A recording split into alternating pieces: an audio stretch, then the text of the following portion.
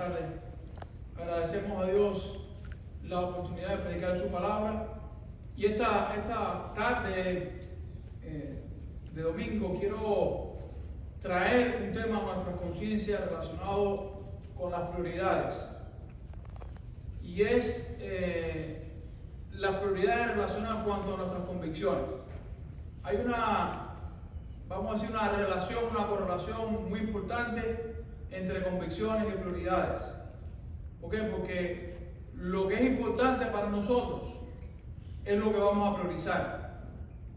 Y nuestras convicciones al mismo tiempo definen nuestras prioridades. Vivimos según creemos. Esa es la realidad. Nosotros somos lo que queremos. Y eso es así. La pregunta es, ¿qué es una convicción? Una convicción es una verdad, es un fundamento, algo sobre lo cual nosotros basamos la forma en que nos comportamos, nuestra ética, nuestra vida. Y para un cristiano, el único fundamento, es Jesucristo, que es la piedra angular, y el fundamento sólido sobre el cual edifica su vida es el fundamento de la palabra de Dios. Así que es bien importante tener claro nuestras convicciones y que estén fundadas en la palabra de Dios si queremos triunfar en la vida como creyentes. Y cuando hablamos de triunfar en la vida, no solamente me refiero al éxito económico, sino a la lucha que como cristianos tenemos contra nosotros mismos. Uno de los principales enemigos nuestros somos nosotros mismos, nuestro pecado, el pecado que mora en nosotros, la carne, como lo menciona Pablo, y el enemigo del cristiano, de la iglesia, de Dios, que es el diablo. Y en esta mañana voy a retomar una historia muy antigua, pero muy conveniente, y es la historia del profeta Daniel. Le voy a invitar a buscar el libro de Daniel, capítulo número 1. El pasaje es bien largo, por eso no voy a hacer una exposición del pasaje detallado, sino más bien voy a coger las porciones del pasaje, vamos a ver lo significativo que tiene esta historia para nosotros y cómo podemos aplicarla en el tema de las convicciones que rigen cómo vivimos. Daniel capítulo número 1, mi querido hermano. Y lo primero que voy a estar enfocado es en leer los versículos 1 al 7, que dice: en el tercer año del reinado de Joacim, rey de Judá, Nabucodonosor, rey de Babilonia, fue a Jerusalén y la sitió. El Señor entregó en su mano a Joacim, rey de Judá, y parte de los utensilios de la casa de Dios. Este los trajo a su tierra en Sinar, a la casa de su Dios, y los colocó en el tesoro de su Dios. El rey dijo a Aspenaz, que era el jefe de los funcionarios, la Reina Valera 60 dice de los eunucos, que trajera a los hijos de Israel del linaje real y de los nobles. Fíjense que Nabucodonosor no mandó a escoger cualquier tipo de personas, primeramente jóvenes. Ahí está el primer detalle, porque los jóvenes, mi querido hermano, son los que edifican el futuro de las naciones. Los jóvenes son los que han comenzado las revoluciones, por ejemplo. La gente se pregunta a veces, y me voy a apartar un segundo del tema, ¿y por qué en Cuba no hay un cambio? ¿Saben por qué? Porque la juventud perdió la vergüenza y el patriotismo, ya no se lucha. No hay juventud, no hay valores, no hay moral, no puede haber revolución. Los jóvenes siempre han sido la carne de cañón, mientras que los adultos, los viejos, están sentados pensando cómo mandarlos a morir. Los jóvenes conforman los ejércitos, conforman las naciones. Y Nabucodonosor quería lo mejor de la tierra de Judá. Dice, a jóvenes en quien no hubiese ningún defecto, bien parecidos. Fíjense, no están buscando. El hombre no se conformaba con cualquier cosa. Tenían que ser nobles, de familias decentes, bien estudiados y bien parecidos. Bueno, de acuerdo a los estándares de belleza de aquella época, por supuesto. Esos han ido cambiando. Dotados de conocimiento, poseedores de saber y capaces para servir en el palacio del rey. Y mandó esto: que se les enseñara la escritura y la lengua de los caldeos. El rey les asignó para cada día ración de los manjares del rey y del vino que él bebía.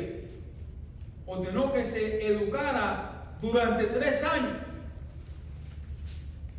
para el fin de ellos se presentaran al servicio del rey. Entre ellos, entre todos esos cautivos de Judá, estaban estos: Daniel, Ananías, Misael y Azarías, de la tribu de Judá. A estos el jefe de los funcionarios les puso nombres. A Daniel llamó Belsasar, a Ananías llamó Sadrach, a Misael Mesac y a Azarías Abednego. Este asunto de cambiar los nombres tal vez para nosotros no tenga mucho problema, pero en la cultura antigua sí tenía su significado en dependencia de quién era la persona y a qué Dios servía. Querido hermano, Daniel y sus amigos eran adolescentes. Fueron sacados de su tierra. Jerusalén fue atacada, quemada, destruida, llevada a la miseria. Muchos cautivos de Judá fueron a Babilonia. No solo ellos, muchos fueron. Los ancianos y las personas enfermas se quedaban en la tierra. Se iba la gente fuerte, la gente joven, la gente que podía aportar para el imperio. La estrategia de Nabucodonosor era desarraigarlos de su tierra. Les cambió el nombre del nombre de sus dioses, de su Dios relacionado con el servicio al Dios verdadero, al nombre relacionado con la religión del Dios a que él rendía culto, el Dios Bel, que era la deidad principal de los babilonios. Los quería jóvenes especialmente preparados para que sirvieran y fueran gente útil para el imperio. Lo mismo está haciendo el gobierno cubano con la gente que está exportando. No se está llevando los bandoleros, ni los asesinos, ni los drogadictos, sino se está llevando gente joven para atrás. Si alguien se pregunta el por qué se está llevando a la gente joven, es porque la culpa del gobierno cubano, que quiere a la gente joven allá. No quiere a los viejos, no quiere a los asesinos, no quiere a los drogadictos, no quiere a los violadores. Quiere a la gente joven para desarraigarlo, destruirlo y acabarlo, como ha hecho con tantas generaciones. Hizo 2 cosas para desarraigarlo Nabucodonosor. Primero, les cambió el nombre.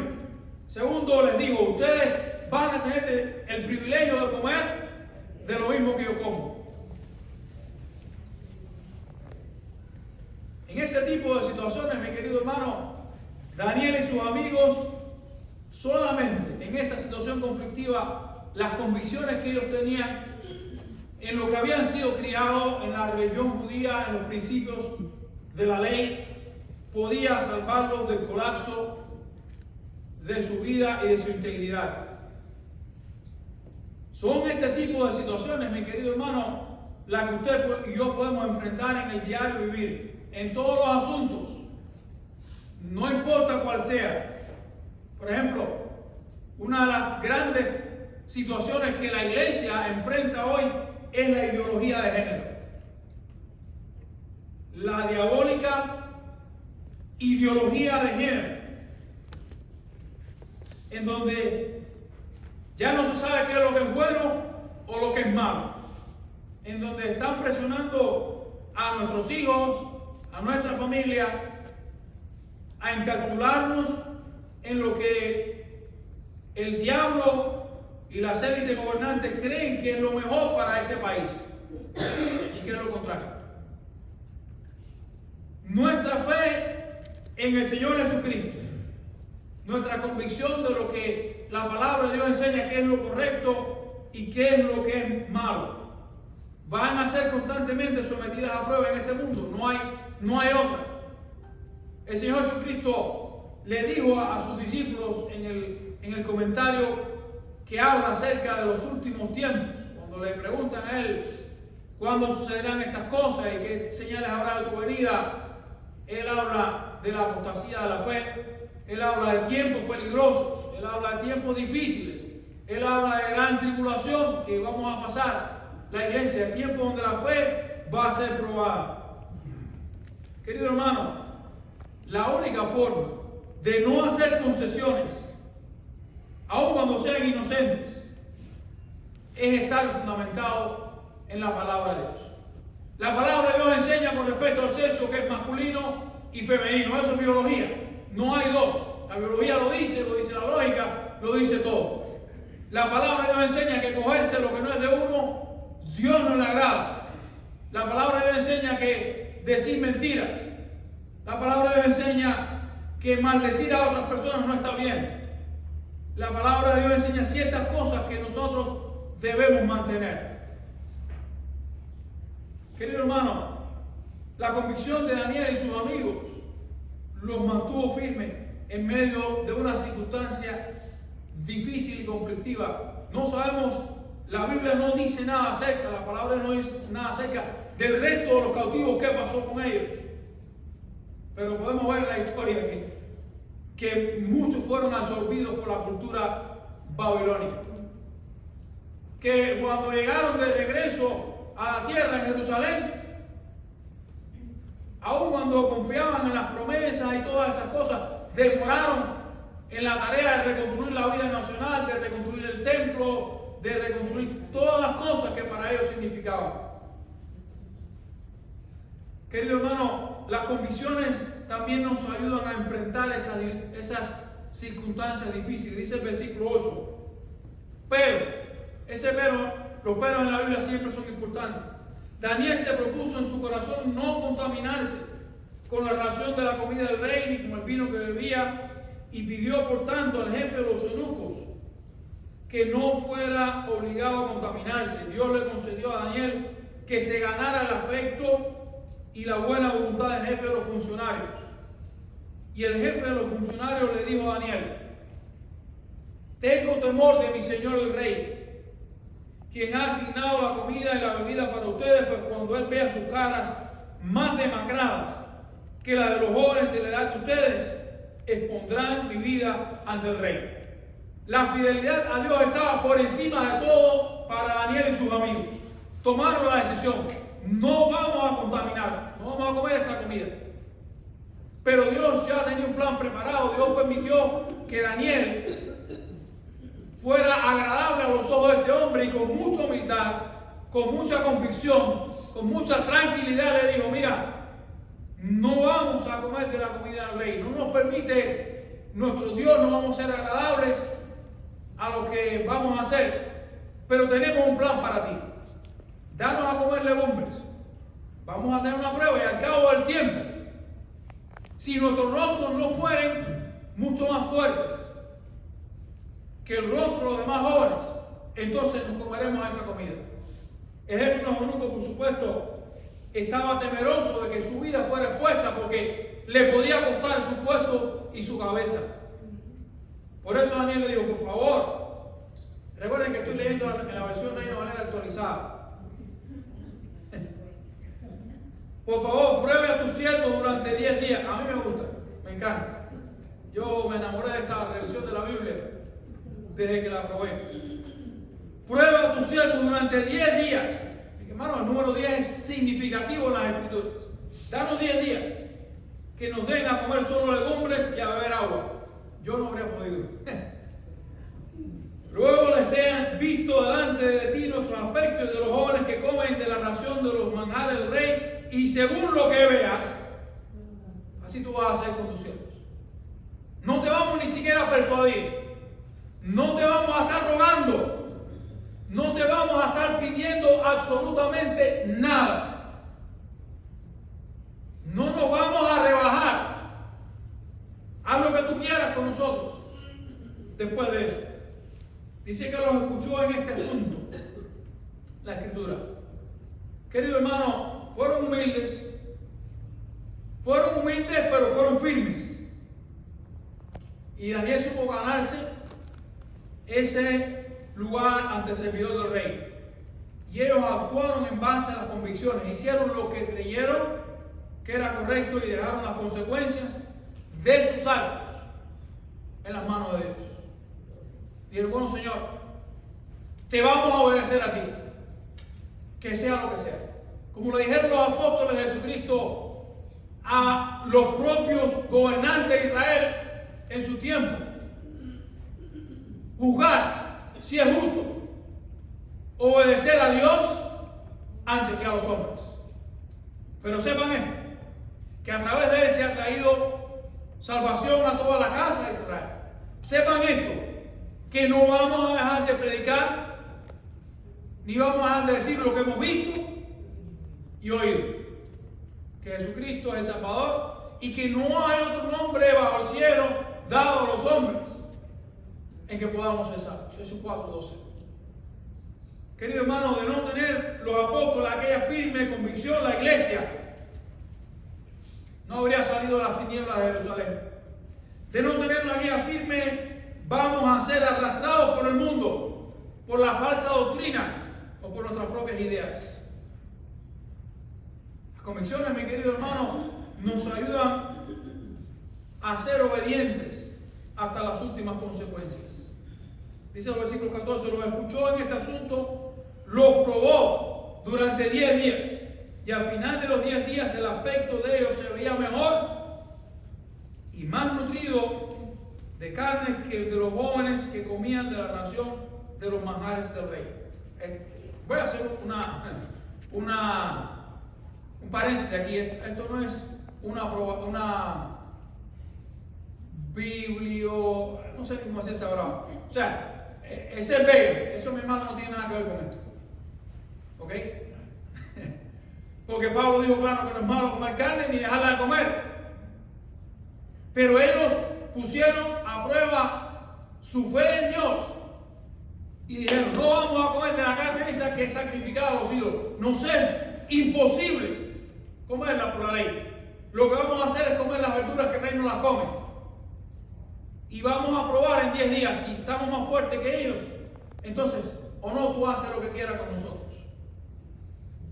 De modo que el inspector retiraba la ración de los manjares de ellos y el vino que habían de beber y le daba solamente legumbres a estos 4 jóvenes. Miren cuál fue el resultado. Dios les dio conocimiento y habilidad en toda clase de escritura y sabiduría. Y Daniel era entendido de visiones y sueños. Pasados los días, al fin de los cuales el rey había dicho que se los trajeran, el jefe de los funcionarios los llevó a la presencia de Nabucodonosor. El rey habló con ellos y no se encontró. Muy importante. Entre todos ellos ninguno como Daniel, Ananías, Misael y Azarías. Y así se presentaron al servicio del rey. En todo asunto de sabiduría y entendimiento que el rey les consultó, los encontró 10 veces mejores que todos los magos y encantadores que había en todo su reino. Y Daniel continuó hasta el primer año del rey Ciro. Querido hermano, las convicciones lo llevaron a su fe, a ponerla en práctica, a ser probada. ¿Y cuál fue el resultado? Dios cuidó de ellos. Dios honró la fe de Daniel y sus amigos y los protegió del peligro. Acaba de decir que no siempre Dios hace estas cosas. Dios hace esto en momentos en que Él entiende que tiene que hacer. Muchos cristianos en otros países como Kenia, como Nigeria, como los países del Medio Oriente, por no negar su fe, han sufrido el martirio o la muerte. Dios los promovió a puestos superiores dentro del reino, a altas esferas del gobierno que conservaron aún cuando cayó el imperio babilónico.